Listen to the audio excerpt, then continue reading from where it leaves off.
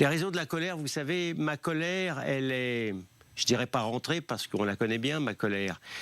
Elle est ancienne, elle est aussi noire que ma robe. Et j'ai essayé de le tenter d'expliquer à cette justice pourquoi j'étais en colère contre elle. Notamment contre elle, mais pas seulement contre elle.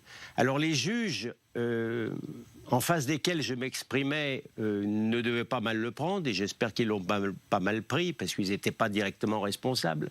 Mais ma colère à l'égard de la justice française, elle est, si j'ose dire, sans limite dans les affaires juives. Elle commence à partir de l'affaire de la rue des Rosiers, où vous avez vu que 40 ans après seulement 40 ans après, arrive sur le sol national l'un des principaux suspects et les autres coulent des jours heureux en Jordanie ou en Judée-Samarie. Comment voulez-vous que j'accepte ça? Comment voulez-vous que j'accepte que le principal suspect de la rue Copernic ait été raccompagné jusqu'à son avion aux grandes dames du juge Trévidic qui a fait un travail fabuleux dans cette histoire-là? Comment voulez-vous que je calme ma colère quand je défendais le rabbin Sarfati, président de l'association judéo-musulmane, hein, et qui, au sortir de la synagogue, se fait frapper par des petites guapes islamistes et que le procureur d'Ivry a voulu m'expliquer que ça n'était pas de l'antisémitisme. Comment voulez-vous que je ne sois pas en colère lorsque la juge d'instruction m'expliquait que mon client, le jeune Rudy Haddad, qui avait été laissé pour mort au sortir de la synagogue du 19e arrondissement et qui s'était fait également laisser pour mort, hein, c'était pas de l'antisémitisme. Comment voulez-vous que je ne suis pas en colère lorsque on m'explique sérieusement que l'assassin de Madame Halimi ne doit pas encourir de responsabilité pénale parce qu'il a trop fumé? Je n'aurais pas assez d'une soirée pour vous expliquer le déni. Pas seulement le déni judiciaire, parce que le déni judiciaire, c'est pas la justice. C'est le monde judiciaire, le déni c'est pas le monde politique, là, en fait. On est dans un déni du monde judiciaire, alors.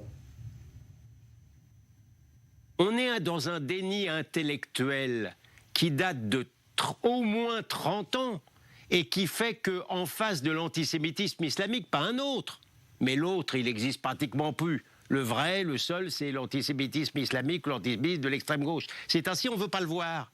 On ne veut pas le voir. Et donc, ce déni intellectuel, ce déni médiatique, c'est le déni de l'islamo-gauchisme, c'est mon combat depuis 30 ans, et cet islamo-gauchisme par capillarité, vous ne croyez pas qu'il ait le monopole de M. Besancenot, ou même d'Edwy Plenel, où il a, par capillarité, atteint toutes les couches de la société française qui n'en sont même pas conscientes d'elles-mêmes. Je vais même aller plus loin. Vous avez bien voulu faire référence à ma plaidoirie. Mais moi, j'ai beaucoup de mal d'accepter sur le banc des partis civils une association comme SOS Racisme.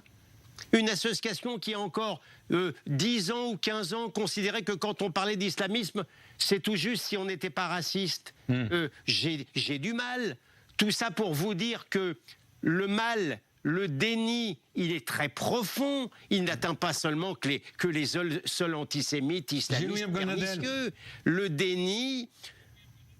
Vous parlez de ce déni-là, oui. Mais quand même, comme notre sujet, c'est quand même le procès Charlie et Hyper Cacher qui a lieu en ce moment même. Justement, cette dimension de l'antisémitisme, est-ce qu'on l'a vu pendant ce procès? Parce qu'on a beaucoup attendu les plaidoiries. Finalement, la médiatisation n'a pas été aussi grande. Ou alors, quand il a été question de la médiatisation, on a surtout parlé de Charlie Hebdo et plus tellement de l'Hyper Cacher.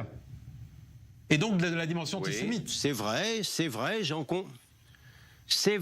conviens, je reconnais avec vous, je ne suis pas sûr qu'il soit vraiment